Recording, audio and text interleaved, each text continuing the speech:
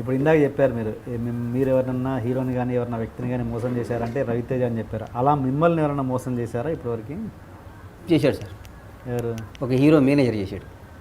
Okay, ఎట్లా ఎట్లా ఇక మోసం చేశాడు అంతే, మోసపోయాను. చెప్పండి, ఫ్రాంక్లీగా చెప్తా అన్నారు. మళ్ళీ ఫ్రాంక్లీ అంటే ఇక మోసం చేశాడు అంతే, మోసం అంటే మోసం చేశాడు, ఫ్రాంక్లీగా చెప్తున్నా. ఇప్పుడు సినిమా చీట్ చేశాడు. సినిమా తీసిన ఒక హీరో మేనేజర్. ఎలా చేశారు? ఇక అన్ని విధాలా వాడుకున్నాడు మనని. ఆ రోజు మన అవసరం, మోసపోతున్నాం అని తెలిసి కూడా మోసపోయాను. అది గొప్ప ఆర్ట్. అది నాకు తెలిసి నేను మోసపోతున్నాను తెలిసి కూడా మోసపోయాను ఆ హీరో చేత. తెలిసి మోసం చేస్తున్నా అన్నట్టు నేను ఇప్పుడు రవితేజని తెలిసి మోసం చేసా చూడండి. అలాగే రవితేజ అనేవాడిని పాపం, రవితేజ అనేవాడిని చెప్పండి. రవితేజ అనేవాడు ఏదో ఒక పొలం కొన్నాను సార్. ఒక రవితేజకి ఒక పొలం ఇచ్చాను నేను, కొన్నాడు నా దగ్గర. పాపం ఆయన ప్రేమగా కొనుక్కున్నాడు పొలం. ఆ పొలాన్ని కింద నాది ఇంకో 30 ఎకరాల పొలం ఉంది. 30 ఎకరాలు అమ్మాలంటే 25 ఎకరాలు ఇస్తేనే అమ్ముతా అన్నాడు. ఓకే, 30 నాది 40 ఉంది. అప్పుడు రవితేజ దగ్గర పోయి అబద్ధం చెప్పి, అన్న నీదేదో గవర్నమెంట్ వాళ్ళు అక్విజిషన్ చేస్తున్నారు అమ్మేద్దామని. నమ్మాడు పాపం. నమ్మి ఇచ్చాడు. చాలా బాధపడ్డారు పాపం. వీడు చాలా మంచివాడే, రవితేజ సినిమా తీసి 5 కోట్ల డబ్బులు మిగిలినాయి మనకి, అయినా మోసం చేస్తున్నానే అని ఫీల్ అయ్యా. కానీ ఏదో ఒక రోజు ఆ రుణం తీర్చేసుకుంటారు రవితేజ.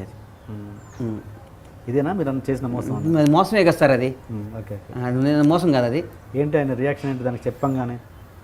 ఆయనకి ఈ తర్వాత తెలుసు అన్న నేను మోసం చేశాను నిన్ను అని చెప్పా. సారీ చెప్పా.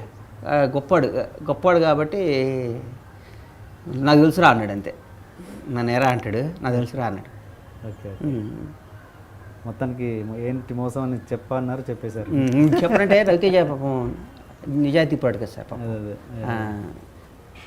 ఆయనతో ఉన్న మీకు రిలేషన్ ఏంటి? ఆయన క్యారెక్టర్ గురించి ఆయన మీ రిలేషన్ చెప్పండి. అంటే కష్టపడి పైకి వచ్చిన 100% చిరంజీవి తర్వాత 100% ఈ రోజుకి కూడా డబ్బు విలువ తెలుసు నాకు. డబ్బుని ఇష్టపడేవాళ్ళు అంటే నాకు మోజు సార్ బాగా. డబ్బుని రెస్పెక్ట్ ఇచ్చేవాళ్ళు అంటే ఒక ఫ్యామిలీ, ఒక భార్య, ఒక పిల్లలు, ఒక అమ్మ, ఒక నాయన, వీళ్ళందరూ ఇట్లా ప్రేమగా చూసేవాళ్ళు అంటే నాకు ఇష్టం బాగా. అట్లా ఇండస్ట్రీలో చాలా తక్కువ మంది ఉండేది. ఒక ఫ్యామిలీ అంటే ఒక రవితేజ కది విపరీతంగా ఉంటాయి. వాళ్ళ అమ్మ నాన్నని, వాళ్ళ ఫ్యామిలీని బాగా చూస్తాడు. మేము ఆర్భాటాలు పోం సార్. మేము ఇన్ని చేసినా మేము ఆర్భాటాలు పోయి మా ఫ్యామిలీని బయటకు తీసి అట్లా చెయ్యం. మా స్టైల్ అది, బేసిక్గా మా స్టైల్ అది. మేము ఎక్కడికి మా ఫ్యామిలీతో మేము బయటికి రాం. ఓకే, మా పక్కా పల్లెటూరు కల్చర్ మాది. ఇంకా అంటే అలా వెళ్ళే వాళ్ళు తప్పనా మీ ఉద్దేశం? తప్పని నేను అన్ను, మాకు అలవాటు రాలా ఇంకా. ఓకే, నేను తప్పని నేను ఎందుకంటా సార్, మేము అంత పెరగలేదు అనుకుంటా నేను. ఓకే, మాది ఇంకా అంత స్థాయి కాదేమో అని ఫీల్ అవుతాను నేను. నేను ఒకటి తప్పు ఒప్పులు చెప్తాను నేనే ఉంటాను సార్. బండ్ల గణేష్ మా వాళ్ళు అడిగితే అది రవితేజ వే ఆఫ్ లివింగ్. అదే భద్రత. రవితేజ ఏవి స్కూటర్ మీద మోటార్ సైకిల్ మీద తిరిగే రవితేజ దగ్గర నుంచి ఇలా బెంజి కార్లో తిరిగే రవితేజ దాకా, ఇలా 100 కోట్లకు అధిపతి అయిన రవితేజ దాకా నాకు తెలుసు. ఇద్దరం కలిసి ఒక మెస్లో భోజనం చేసిన రవితేజ దగ్గర నుంచి నాకు తెలుసు. ఒక మంచి ఇన్సిడెంట్ని షేర్ చేసుకోండి మీ ఇద్దరు. ముందు నుంచి మాకు చిన్న చిన్న వేషాలు వేసేటప్పుడు మనసు ఇచ్చి చూడు, మనసులో మాట, సింధూరం సినిమాలో కూడా నేను 4 రోజుల పోయి తర్వాత వచ్చాను అనుకో షూటింగ్కి వెళ్ళి. ఎన్ని తెలుసు నాకు. ఎందుకు వచ్చారు? అప్పుడు ఇది ఈవి సత్యనారాయణ గారి సినిమా వేషం వచ్చింది. నేను ప్రేమిస్తున్నాను సినిమా. ఈవిగా దాంట్లో పెద్ద వేషం లైఫ్ వస్తుందని వచ్చాను.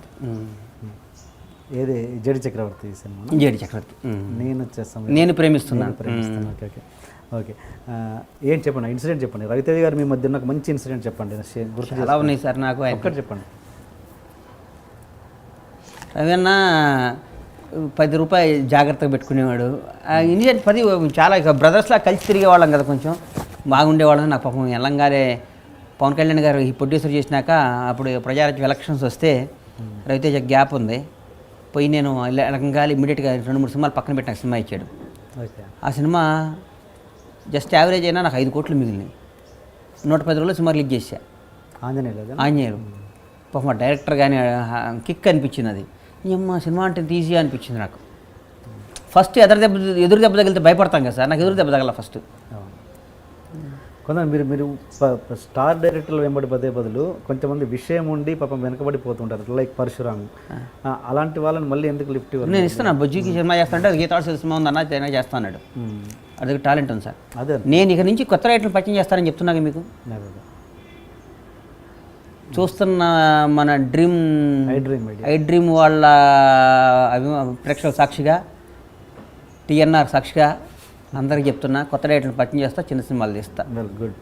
డౌటే లేదు ఇది. కొత్త నా మీద నా కనీసం నా బ్యానర్లో 10 మంది కొత్త డైరెక్టర్లు వస్తారు కనీసం. 10 మంది కొత్త డైరెక్టర్కి లైఫ్ ఇస్తాను నేను.